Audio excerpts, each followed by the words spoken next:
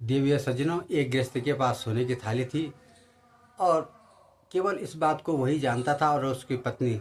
लेकिन पत्नी का साया पहले से उठ गया था और इकलौता बेटा था, वो दिल्ली में काम करता था, लेकिन पिताजी को की सेवा करता था, खर्चा पानी भेजा करता था। तो वो सोने की थाली जो थी, मन में उनका विचार आया कि जो सोने के थाली में खाने लायक होगा उसी को मैं भोजन परोसूंगा। एक बार साधु संत आए, वो थाली बक्से से निकाली, लेकिन मन में विचार आया कि साधु संत तो इधर उधर से मांग के खा लेते हैं। फिर वो थाली बक्से में बंद कर दी। कहा कि मंत्री को दूंगा।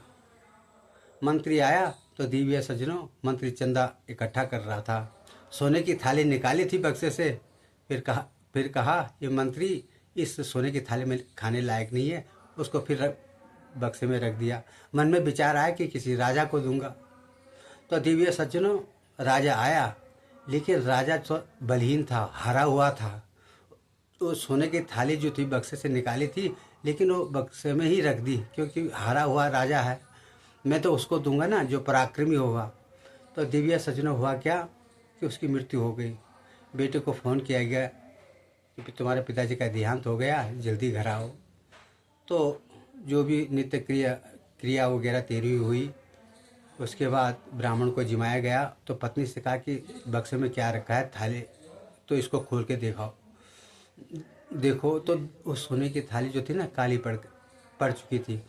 तो उसके पति ने कहा पत्नी से कि देखो, इस पालतू कुत्ता है ना, उसके खाने का काम आएगा। तो देवी सज्जनों, वो सोने की थाली कोई नहीं, वो हम लोग हैं। परमात्मा ने 84 लाख योनियों को भोग करके हम पर दया की है कि हे मनुष्य, तो भगवान का भजन और कीर्तन कर, ताकि तुझे 84 लाख योनियों में भटकना न पड़े। लेकिन हम अवसर ढूंढते रहते हैं, हमें फुर्सत नहीं मिलती अपने गृहस्थ से भगवान का भजन और कीर्तन करने का।